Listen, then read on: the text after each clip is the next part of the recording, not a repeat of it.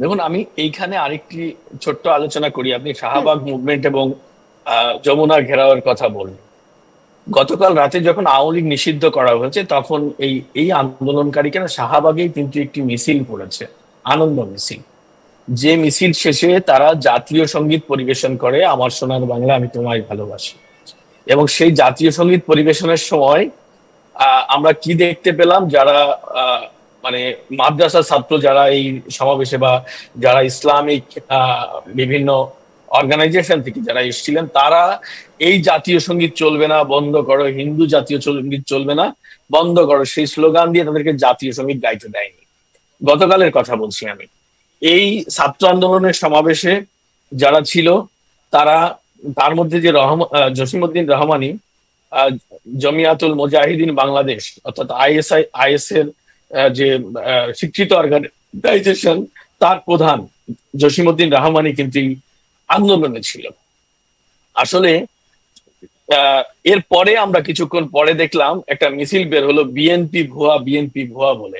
এই যে এই প্রোটেস্ট থেকে, শুধু তাই নয়, সেখানে কিছু লোককে প্রতিক্রিয়া ব্যক্ত করতে দেখলাম এই ইসলামিক রাজনৈতিক দলের, যারা বলা শুরু করলো যে আপনার বিএনপি আওয়ামী লীগ ভাই ভাই, দুজনদেরই নিবন্ধন বাতিল চাই। তাহলে বাংলাদেশের আসলে প্রধান রাজনৈতিক দল এবং তুলনা, মানে সেকুলারিজমে বিশ্বাস করে এরকম দুটি রাজনৈতিক দল, যাদের মধ্যে হিন্দু, বৌদ্ধ, খ্রিস্টান সমস্ত সম্প্রদায়ের লোককে আমরা দেখতে পারি, সেটি আওয়ামী লীগ এবং বিএনপি।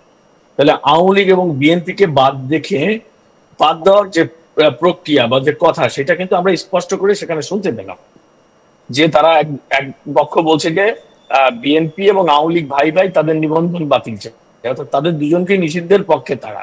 তো এটি আমার কাছে মনে হয়, যেটা আপনি বলছিলেন, যেটি অন্তর্বর্তী সরকারের তো ফায়দা হয়েছে, এটি অন্তর্বর্তীকালীন সরকারের একটি ষড়যন্ত্র। এবং তাদের, যেহেতু এরা কিন্তু তাদেরই স্টক হোল্ডার, এই যারা আন্দোলন সংগ্রামে ছিল, হুম। তারা সহযোগী, তারা কিন্তু এটা, তাদের দাবি দেওয়া কিন্তু তাদের পক্ষে। এবং তারা দাবি করলো যে শাহবাগে কদিন আগে শিক্ষকদের বেতন ভাতা বা জাতীয়করণের দাবিতে আন্দোলনে গরম পানি ছেটানো হয়েছে, সেখানে কালকে ঠান্ডা পানি দেওয়া হয়েছে মেশিন দিয়ে শীতল করার জন্য। তাহলে সরকারি আন্দোলন, সরকারি ডিসিশন, এবং তাদের চক্রান্ত কিন্তু এই বিএনপি, আওয়ামী লীগের সঙ্গে বিএনপি কেও বাতিল করার, এবং সেটা কিন্তু কালকে তারা প্রকাশ করে দিয়েছে। এবং আমি এখানে যে প্রশ্নটি আপনি করলেন যে কারা লাভবান হলো, লাভবান হলো মৌলবাদীরা, যারা কোনোদিন বাংলাদেশে ভোট করে রাজনৈতিক ক্ষমতায় আসতে পারবে না, যে জামাত ইসলাম। হুম। কারণ এই যে তত্ত্বাবধায়ক সরকার, অন্তর্বর্তীকালীন সরকার, তত্ত্বাবধায়ক নয়, এদেরকে অন্তর্বর্তীকালীন সরকার বলা হচ্ছে, এই যে যে সরকার, এই সরকারটিকে নির্বাচন দেওয়ার জন্য একমাত্র চাপ দিচ্ছে এখন যারা রাজনীতির মাঠে আছে, সেটি হলো বিএনপি। কিন্তু এই সরকার থাকুক, এটা চায় জামাত ইসলাম বা অন্য অন্য দলগুলো, বা এই যে যে বাচ্চাদের যে দল হয়েছে এনসিপি, তারা চায়। কেন চায়? কারণ তাদেরকে তো ভোট নেই, তাদের হুম। দরকার ক্ষমতা, এবং ক্ষমতা আছে ইউনূসের এবং তার পরিষদের। ইউনূসের এই পরিষদকে তারা টিকিয়ে রাখতে পারলে তারা রাজনীতিতে থাকবে। আর শাহিদুল, ইউনূসের আপনি পরিষদকে যদি ক্ষমতার তারা কথা টিকিয়ে না বলছেন, রাখতে পারে। আপনি টিকিয়ে রাখার কথা বলছেন, এ প্রসঙ্গে আমি একটা কথা বলি যে দীর্ঘদিন ধরে হাসিনা সরকার বলে গেছে যে কিভাবে দুর্নীতি হয়েছে বাংলাদেশে, এবং এই অন্তর্বর্তী সরকারের বিরুদ্ধে কথা বলেছে, এবং অন্তর্বর্তী সরকার বারবার কিন্তু চেয়েছে যেভাবেই হোক না কেন হাসিনাকে পাকড়াও করতে হবে, সে ভারতের সঙ্গে কথা বলে হোক বা যে কোনো উপায় হোক। তো এইটা পেরে উঠলো না বলেই কি এমন একটা কাজ, এমন একটা দিকে এগিয়ে গেল? এই ব্যাপার তো আছেই, কারণ বেসিক্যালি 5 আগস্টের পর এরা যে কোর্টটি বাংলাদেশে তৈরি করে, বিশেষ করে আন্তর্জাতিক অপরাধ ট্রাইব্যুনাল, যে কোর্টটিতে তারা শেখ হাসিনা বা তার নেতাকর্মীদের বিচারের পথ তৈরি করে, এ যাবৎকাল একটি মামলারও কিন্তু চার্জ গঠন হয়নি, এবং কোন তথ্য উপাত্ত বা প্রমাণ আজ পর্যন্ত আদালতে তারা উপস্থাপন করতে পারেনি। তারা নানাভাবে ভারতের সঙ্গে কূটনৈতিক চিঠিপত্র চালাচালি করেছে। ভারত সরকার শেখ হাসিনার ব্যাপারে এখন পর্যন্ত কোন রকম উত্তরই দেয়নি তাদেরকে, তাদের কোনো চিঠি, তাদের কোনো প্রতিক্রিয়ার কোনো উত্তরই তারা দেয়নি। সুতরাং তারা শেখ হাসিনার বিচার করবে আর শেখ হাসিনাকে দেশে ফিরিয়ে নেবে তাদের ক্যাপাসিটিতে, এইটা খুবই মানে অমূলক বা খুবই দিবা স্বপ্নের মতো আর কি। তো এখন তো তাদের কিছু করতে হবে এই দলটি যাতে ভবিষ্যৎ তাদের না থাকে, কারণ শেখ হাসিনা বেঁচে থাকলে, শেখ হাসিনা সেফ থাকলে এই দলটি ফিরবেই বাংলাদেশের মাটিতে, এটা চ্যালেঞ্জ করে বলতে পারি। ভয় এবং থেকে যাচ্ছে তাই বাংলাদেশে এদের। সেই ভয়টাই মূলত এদের কাছে কাজ করেছে, যেহেতু ভারতবর্ষ তাদের কথায় রাজি হচ্ছে না, যেহেতু শেখ হাসিনাকে ফিরিয়ে নেওয়া সম্ভব হচ্ছে না, তার বিচার প্রক্রিয়াকে আগানো সম্ভব হচ্ছে না, সুতরাং এদেরকে রাজনৈতিক ভাবে যদি আমরা বন্ধ করতে পারি, নিষিদ্ধ করতে পারি, তাহলে এদের নেতাকর্মীরা ভেঙে চুরে অন্য অন্য দলে জয়েন করবে, সেক্ষেত্রে তাদের সুবিধা হবে।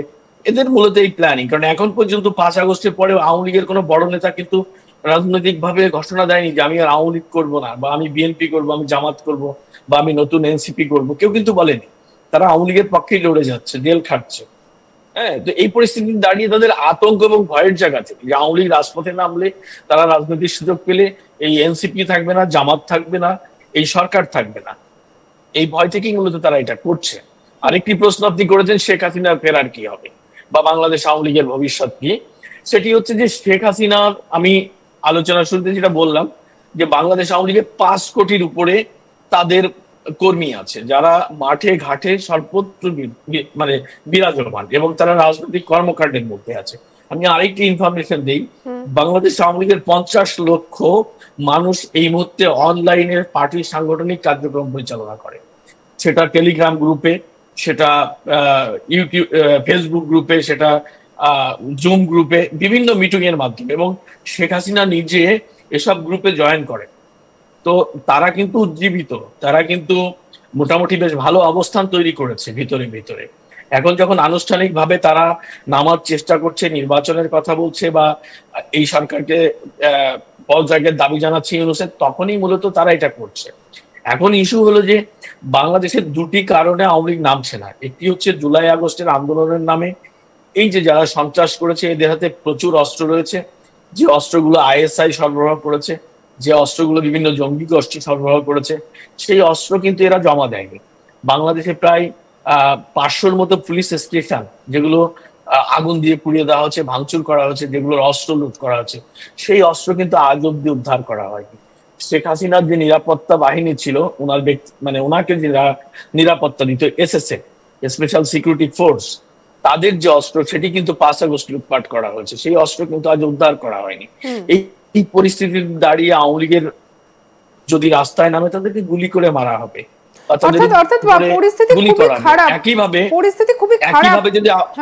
একইভাবে যদি শেখ হাসিনা দেশে ফেরেন, তাহলে সরকার তো তাকে আর এখন নিরাপত্তা দেবে না, তাহলে এই জঙ্গি গোষ্ঠীর হাতে উনি মার্ডার হয়ে যেতে পারেন। একদম একদম একদম আপনি আমাদের সঙ্গে থাকুন। এই যে আপনি যেটা বলছিলেন যে কতটা খারাপ হতে পারে বর্তমানে আওয়ামী লীগের মানুষজনের অবস্থা, তারা কিন্তু নিরাপদ নয়। এর একটা ছবি আপনাদেরকে দেখাই, একটা ছবি আপনাদেরকে দেখাবো, এক ব্যক্তির ছবি।